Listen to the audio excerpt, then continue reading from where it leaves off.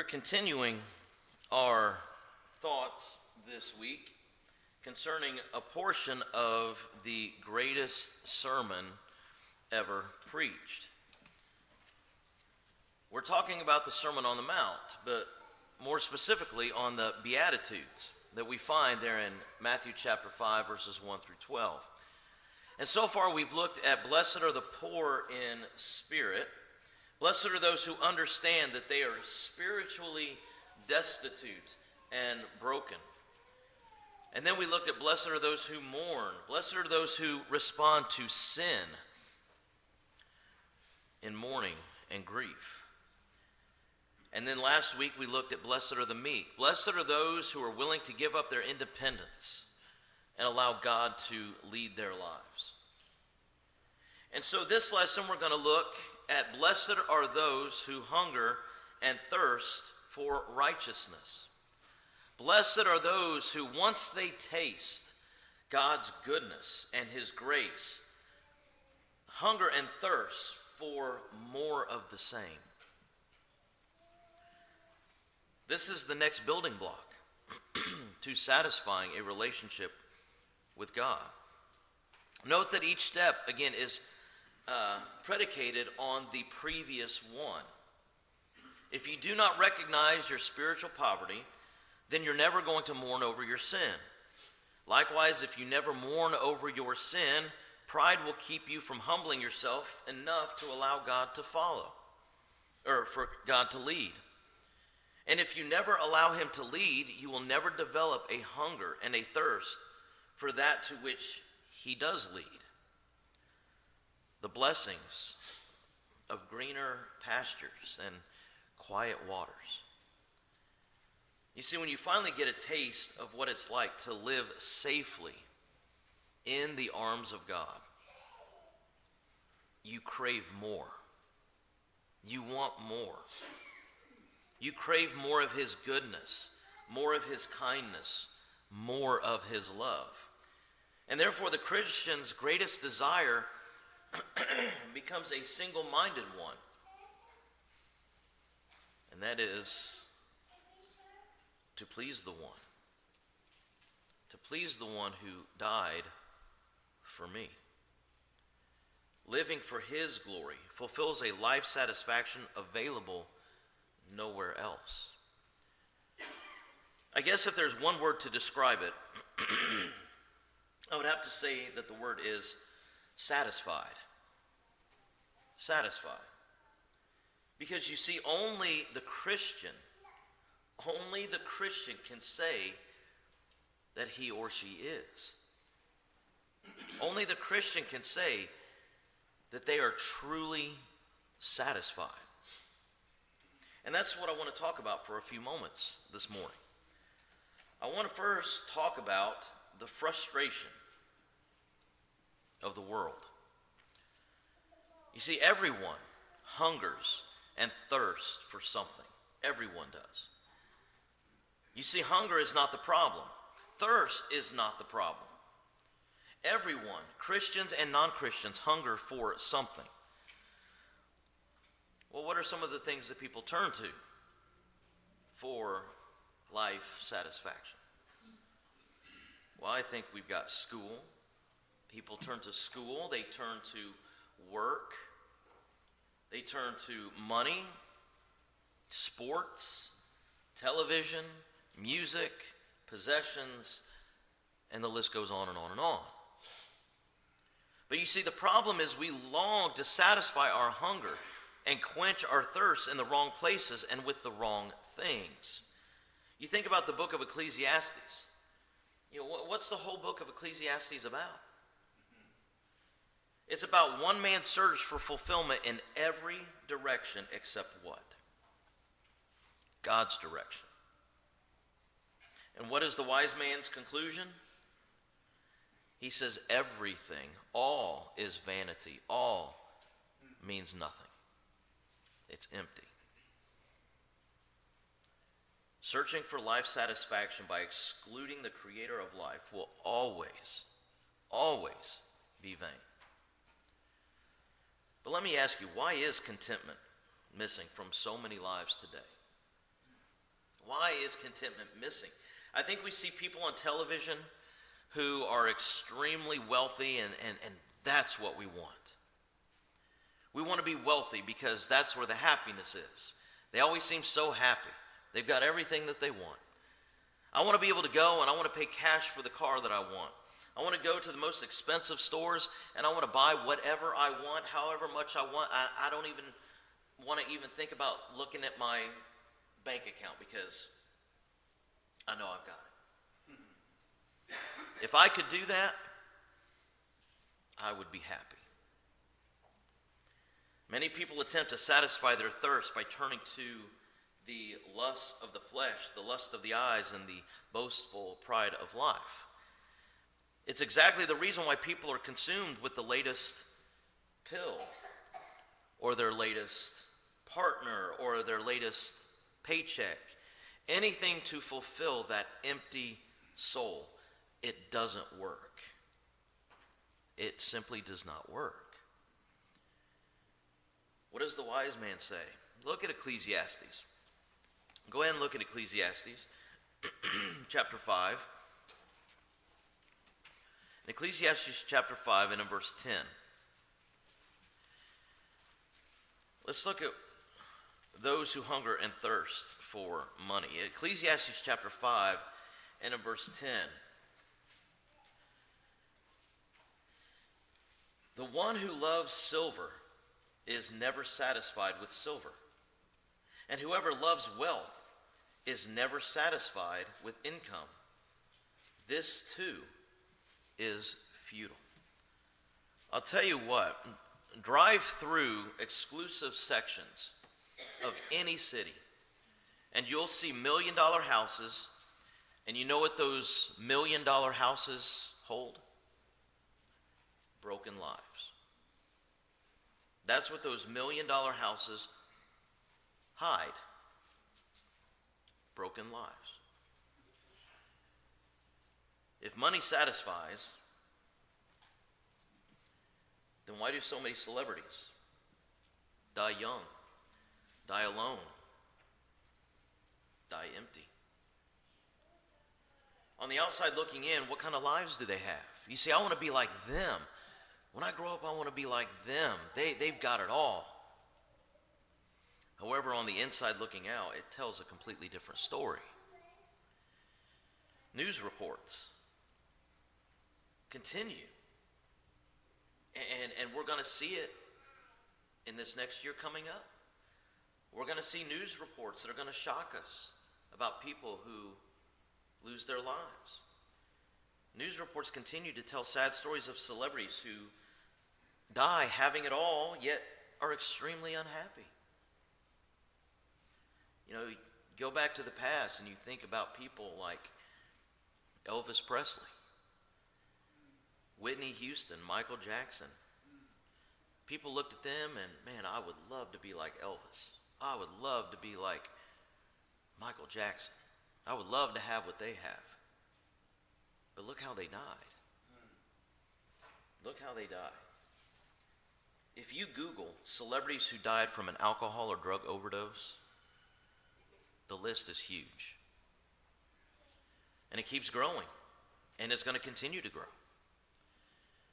But why? Why? That's the question. Why does this happen? Why is it that this happens to people who seem to have absolutely everything and they don't have to worry about anything? Well, it's because there's something missing in their life.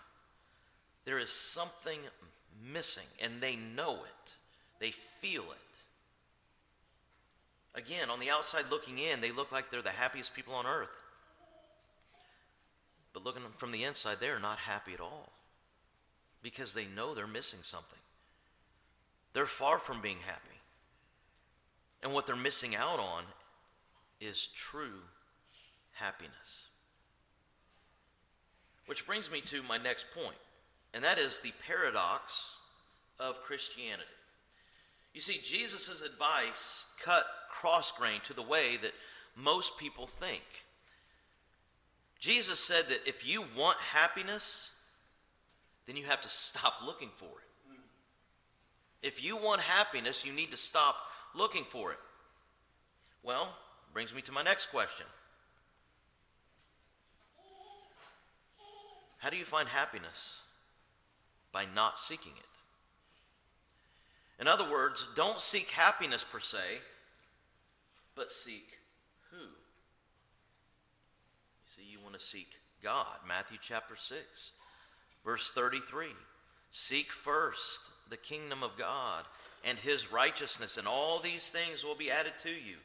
He says that if you pursue God, then happiness, that byproduct, will happen. It will happen. Hence the paradox. The only people genuinely happy are those who don't pursue it. Think about that. Instead, by serving God, you awake every single day with a clean conscience, inner satisfaction, and genuine, as opposed to artificial, happiness in the depth of your soul. With everything that life throws at you, how do people who are not Christians make it? How do people make it who are not Christians? Well, in reality, they don't. They don't make it. They deny it. They fake it. Or they use some artificial means to keep them from dealing with it. I think that's why we see so many wealthy individuals who lose their life due to drugs and alcohol. They look for temporary fixes to fill their hunger and quench for thirst. And at the end of the day, when they turn off the light, they find themselves alone with God. And sadly, most try to hide from him rather than seek him. And in so doing, they miss out on life's greatest blessings. Look at Psalm chapter 67 with me. This is a great psalm to meditate upon. Psalm chapter 67. Short psalm. Psalm 67. May God be gracious to us and bless us. May he make his face shine upon us, so that your way may be known on earth, your salvation among all nations. Let the peoples praise you, God. Let all the peoples praise you. Let the nations rejoice and shout for joy. For you judge the peoples with fairness and lead the nations on earth. Let the peoples praise you, God. Let all the peoples praise you. The earth has produced its harvest. God, our God, blesses us. God will bless us, and all the ends of the earth will fear him. Where do our blessings come from? They come from God. They come from God, and that is where we find our happiness. The next thing I want to look at is the intensity of desire.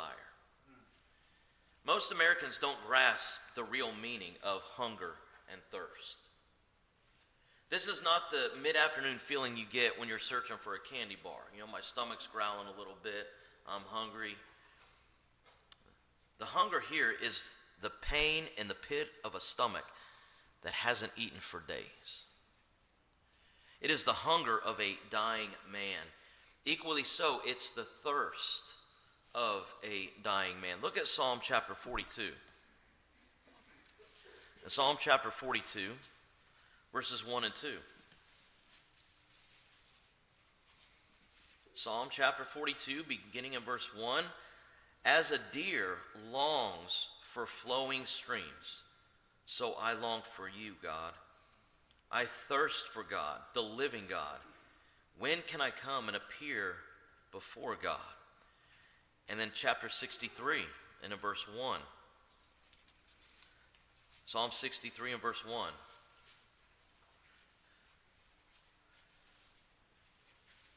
God, you are my God. I eagerly seek you. I thirst for you. My body faints for you in a land that is dry, desolate, and without water. How intense is the thirsting for God there in Psalm chapter 42, verses 1 and 2.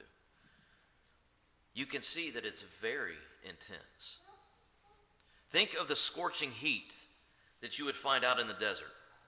And the sun is just blazing without any kind of relief at all. There's no shade anywhere.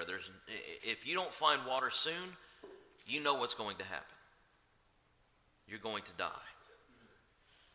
It is the hunger of a dying man. It is the thirst of a man on the verge of collapse. You see, Jesus speaks to people who understand. Jesus is not describing the mindset of convenient religion or playing church. Rather, this search for nourishment and drink is all-consuming.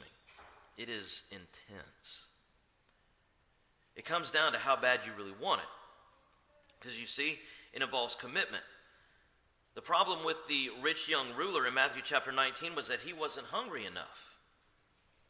Because when you genuinely hunger and thirst for righteousness, God's will takes top priority. What is the difference between having the mindset of convenient religion and genuine spiritual commitment? For example, it means that your dress will reflect a modest heart. Your character will be noted by honesty and integrity. Your speech will be with grace and without profanity. Your closet prayer life will be enriched. It will be meaningful. I've seen Christians out in public who have worn some of the most immodest clothing. But yet when they come to services, they dress very nice. I've also seen Christians come to services dressing very immodest. I've heard Christians use profanity out in public and in the workplace. But then when they're around other Christians, you would never imagine that they would use that kind of language. And so the attitude is, well, I'll just act like this in front of everybody else. I'll do it out of convenience rather than my commitment to God. It involves commitment, but it also involves continuation. The verb tense in Matthew chapter 5 and verse 6 is continual. Blessed are those who keep on hungering and keep on thirsting. In other words, it is a continual life process of seeking his will. It never ends. There are two kinds of people. Number one, there's the frustrated people. These are the ones that go through life living on junk food. They go through life living on drugs, sex, money, power, recreation, work, gossiping about others. But they're never filled. They are never filled. They live frustrated lives because they live empty lives. I'm sure many of us know people who just love to gossip. That is what makes them happy. They're not happy unless they've got some news that they can share with everybody. Being able to come to work and share the latest juicy gossip about other people. Some people, it makes them happy just listening to the gossip. You see, they're never filled. They always want to hear more and more and more. I remember passing by an NFL stadium one time. It was around 1 o'clock in the afternoon. Probably between 1 and 2. The congregation that I was preaching at in Nashville, after we finished, I was driving back and we went to right by the stadium there where the Tennessee Titans play. The game did not start that night until 8 p.m. And so again, we're looking at the hours between 1 and 2 o'clock.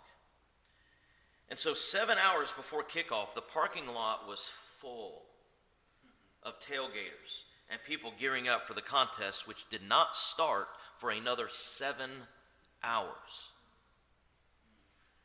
They still do that. Right now, there's people in a parking lot all over the country gearing up for a game that's not going to start till 4 o'clock or tonight. Now, while sports entertainment has its place, and there's nothing wrong with it, do you think that some people obsess about it? Oh, yeah. Do you think that people hunger and thirst after it as a way to fill up an otherwise empty life? People get all geared up for the Super Bowl. They're ready for the Super Bowl. And it doesn't matter if your team wins or loses after the Super Bowl. People go from being happy to upset, because even though my team won the Super Bowl, football's over. It's over. The season is over. Now what am I going to do until next September? They hunger and they thirst after it, but it does not completely fulfill their happiness. Those are the frustrated people. On the other hand, there are the satisfied. The satisfied people. They're the ones who gain sustenance via the word of God. Matthew chapter 4 and verse 4. Jesus said, "Man shall not live by bread alone, but by every word that comes from the mouth of God." These are the ones who place their life in the hands of God and who understand their spiritual destiny. But what did Jesus mean when he said that? What did Jesus mean when he stated that in Matthew chapter 4 and in verse 4? Well, physical nourishment is not enough. It's not enough. Physical nourishment is not sufficient for a healthy life. Man also has spiritual needs. The hungering and thirst also involves contentment. Blessed are those who hunger and thirst for righteousness, for they shall be satisfied. Many of our problems occur because we are not content. We simply don't know what we want. We think we know what we want, but then we find out that's not really what I wanted. Maybe it's this that I want, and then that's not, in the end, what I want. We just know that we haven't found it yet. We always want more stuff because more stuff will make us happy. And that goes back to what we talked about earlier. We see these people who are wealthy and they spend all this money, and so what do? We go out and we build up all of this debt because we want to be happy as well. Jesus is telling us to stop searching. Stop the search. He's telling us that if we seek after God's will, then whatever life holds for you and me, that will be enough. That is enough. It is the only thing that can satisfy. Psalm chapter 34 and in verse 10. Psalm 34 and verse 10.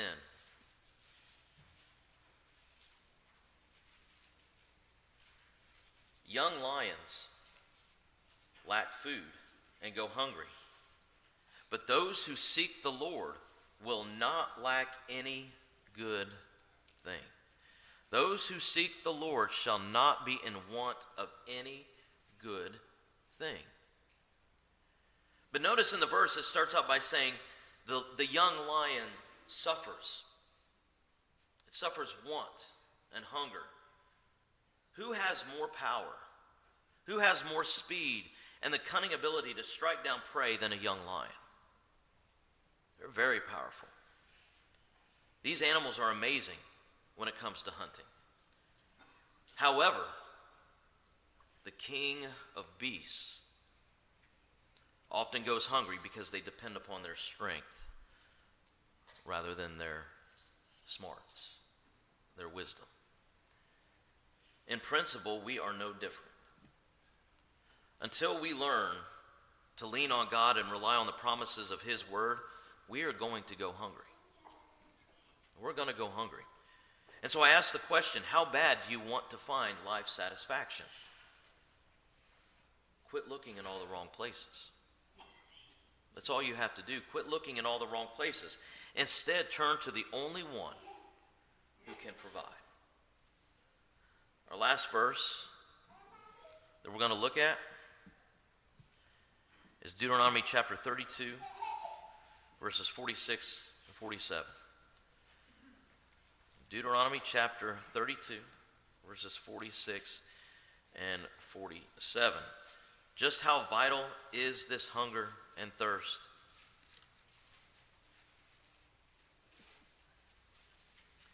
He said to them, "Take to heart all these words I am giving you as a warning to you today, so that you may command your children to follow all the words of this law carefully.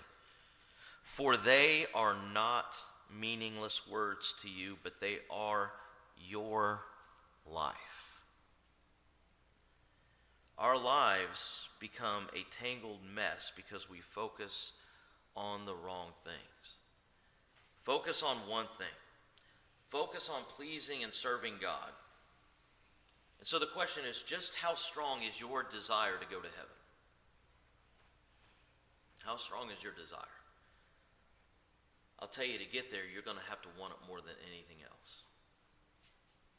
We have to want heaven more than anything else. If you were here this morning,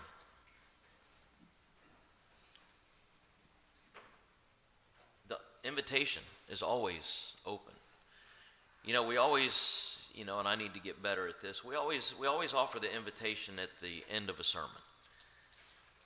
And sometimes I think that maybe it has become a tradition, that we feel like we can't come forward and want to give your life to God and be baptized into Christ, or you have to wait until the preacher's done preaching to come up and ask for the prayers of the congregation or ask for forgiveness.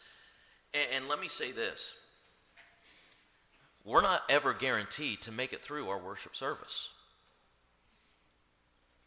There are those that have died in the middle of worship service, sudden heart attacks. There's people that have passed out and didn't make it. The Lord could return. And so, at any moment during a worship service, if there's a need, if you know that it is time to give your life to God and to be baptized into Christ for the forgiveness of your sins, you interrupt and you say, I want to do this. Because what did Paul say? Now is the accepted time. Now is the day of salvation. You don't have to wait until the preacher's done preaching. You don't have to wait till the last song is sung. When you know in your heart, when you know in your gut that it is time to give your life to God or to return, because maybe you've gotten off the wrong path and there's sin in your life and you just need God to forgive you, or maybe you need your fellow Christians to forgive you if it's been a public sin. Make that need known at any moment. But right now, the opportunity is there for you to make that need known. While together we stand and sing the invitation song.